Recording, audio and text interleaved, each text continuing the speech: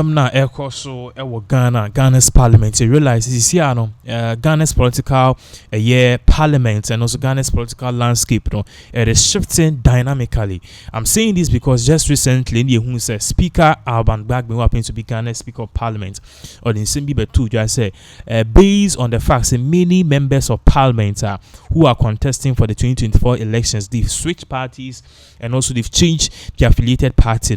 Now be declared those seats vacant till after the elections. Now and so Emma Speaker declare 4 seats of the New Patriotic Party vacant and 6 seats vacant. 4 of them your New Patriotic Party, 1 of them your NDC, and the other I think say independent. And based on this, Emma NPP majority nation clear because who follow Ghana's political scene realize that NPP is just having a majority of just 1, which is the former MP. You see now, you declare 4 seats vacant since the NPP normally than the minority, and because of this, Afeyon Markins, who happens to be the majority speaker of parliament, or the Assembly Court Supreme Court in seeking interpretation, and still or the Court Supreme Court in Supreme Court Supreme Court say yes in some Afeyon Markins akano it makes sense. So a stay of execution, which means Abang Gbagbe reverted back to NPP majority, NDC minority till the case is being determined by the Supreme Court. But then experts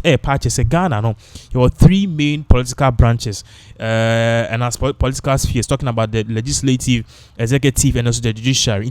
Each one is independent of its own.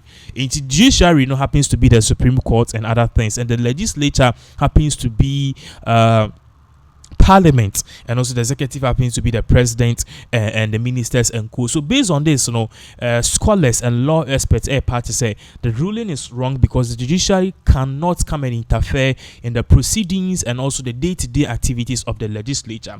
Well, today Kamia Kwesi NPP for Mate Asempa and I say Atajo Mate Asempa. This is because one of our member of parliament, Aminoka Seni seat, are very contentious.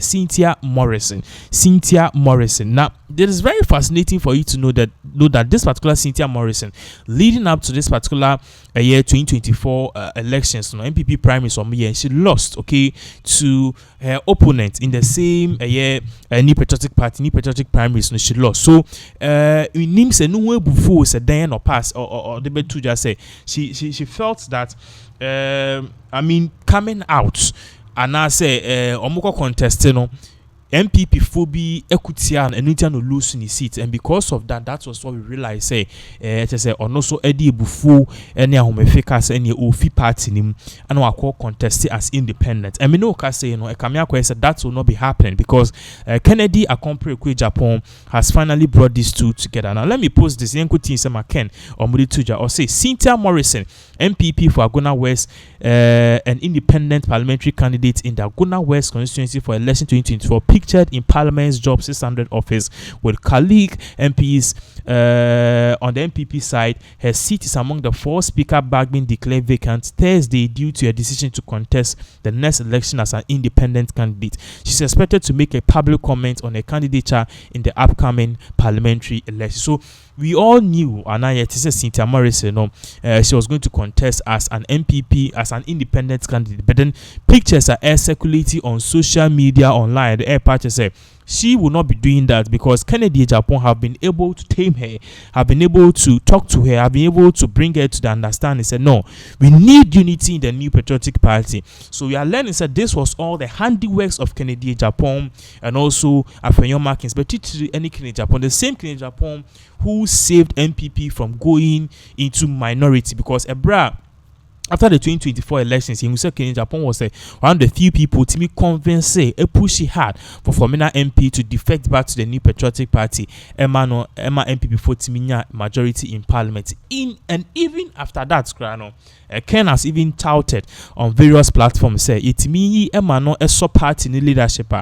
He will bring back Alan Chemante and all the people who have left the party. And it seems like Ken has already started his good work. In could see in some of the tuja proceedings when you course you buy a better so. One thing. And Benghazi for pictures me no na media send no eguso. These are pictures are call viral on social media. At the time we were getting ready to start the show, apparently the member of parliament for Aguna West constituency. Picture yes. Yeah, making rounds. Yes. What's the story behind picture way? In fact, the information some people are telling us is that Cynthia Morrison may have withdrawn her candidature as an independent candidate, but we don't have confirmation. You need confirmation. We tried to get the majority leadership to get us information. They would not allow us. But Cynthia Morrison was in Parliament.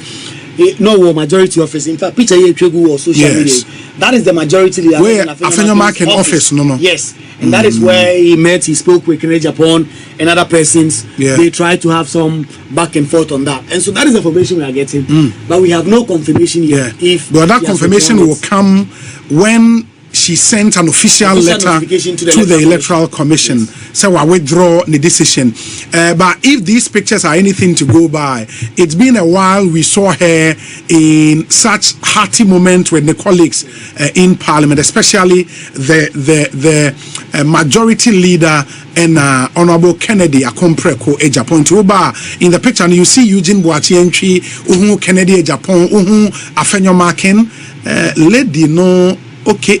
Obani former MP, me say former Kumasi Mayor, Mama Patricia PJ, ewo na bema no jina say ne hwan ono nso ewo mi nti oba obe hu omu nyina omone Cynthia Morrison etwa picture. What it means we don't know. The yetete though and say we withdraw the decision to want to go as an independent candidate. But I said the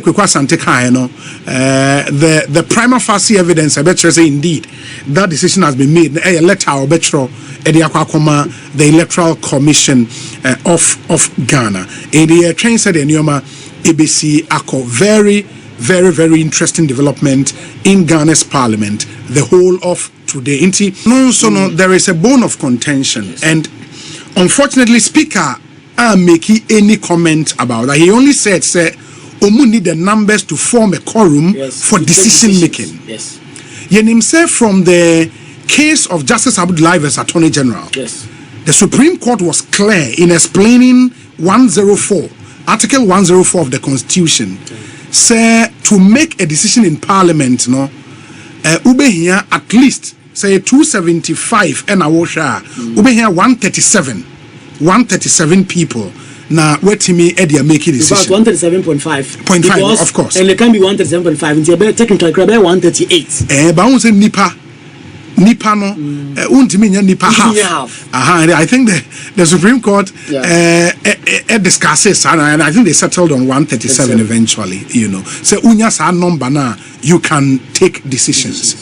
And this is here, Speaker Carr say omuni numbers to take decisions. No, is it half of 271 and a half of 275? And the speaker can refer to. And if say or refer to 275, not just now he acknowledges say the status quo it remains. Right. So refer to 271. Just no disregard the Supreme Court decision. And then and if this analysis you've done is anything to go, it will mean that the speaker now acknowledges that the order his hand has been stayed. That there's currently 275 MPs, and that is why they cannot be half. At least half of all MPs, 137, for the House to proceed to do business. But these are questions the Speaker of Parliament himself would have to answer, because he left a lot of things very vague, for obvious reasons, so that it's left for interpretation in terms of what other persons. And one other thing, so they say was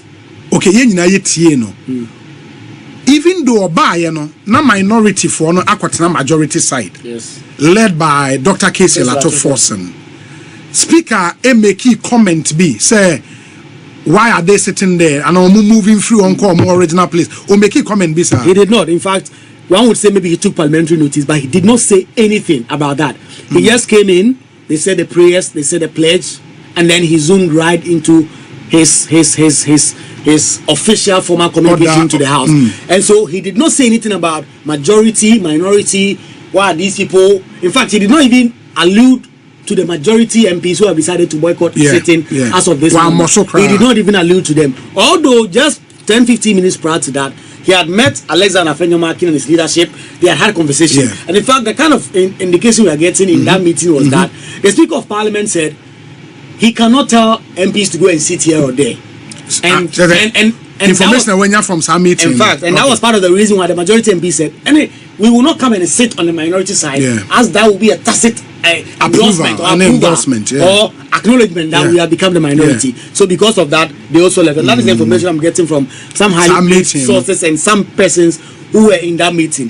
So he just zoomed in and then did this analysis on the fact that they did not have a quorum to take decisions. And then he said that on the basis of that, he's adjourning Parliament indefinitely. And this particular meeting, he has suspended it, adjourned the House indefinitely. He says there will continue to be talks.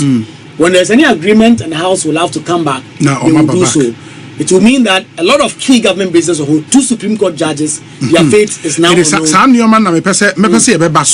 And all the bills that would be affected. I know that there are some LIs and some bills as well now by contemplate, including even the free SHS bill. It means now a bill say they are likely to be affected. But I'm present say as we speak, do you know say speakers who are instructing the lawyers say share if they can also set aside the decision of the Supreme Court. In fact, that was the indication we have been getting since yesterday. Okay. As of 3 p.m. yesterday, we had an indication that lawyers of the Speaker were at the registry at the Supreme Court trying to file. And then at some point, they were asked to stop by the Speaker himself that they should not file. Okay. In fact, this morning as well, an NDC MP, in fact, Dr. Dominic Ayine told the Sister Media House that lawyers for the Speaker, Thaddeus Sori and his firm, were at the Supreme Court trying to file to stay the execution of that order of the Supreme Court. And they were trying to get that done. Okay. But we can confirm that as of now, no process has been filed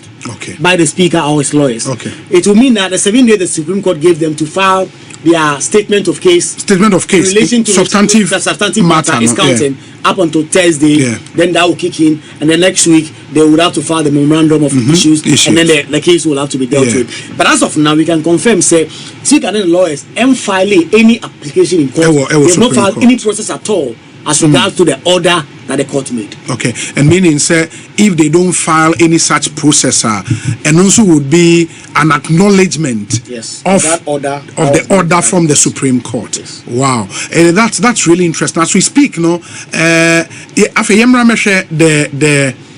bills and LIs are buying business a bit suffer from this. What do we know? Starting with the LI, the Supreme Court were hoping to lay an LI. It will guard the adjudication of presidential and parliamentary petitions. Okay. And we know that when it comes to LI, they would have to go through 21 sitting days. As we speak, it's almost looking uncertain.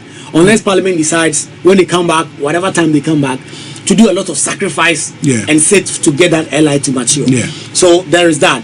There's another LI that the Electoral Commission wanted to also lay as regards to the 7th December election. That is also now on ice. When you come to bills, there's the free SHS bill. There is the EPA bill, a very key in terms of the IMF conditionality that was set for us. That has been reaffirmed several times by the majority leadership. Then there is the matter of LI 2462 or Mampinika so and we expected that it would be revoked last week. The amount for mining in forest reserves. They wanted to revoke it, but the whole of last week there was a lot of political issues. That LI did never come up to the floor, even though the AG had written to the Clerk of Parliament said the LI was ready and they were ready to do business, but it wasn't late. The expectation was that this week they would do something on it. That is also not going to happen because of the current suspension of the House. So when you look at some of those bills, those are the key ones. But there's also $250 million. $250 million. That is the Ghana Financial Stability Project. $250 million. Parliament approved. That is also on ice now. There's also a matter of about $350 million worth of tax waivers, and also is currently on ice.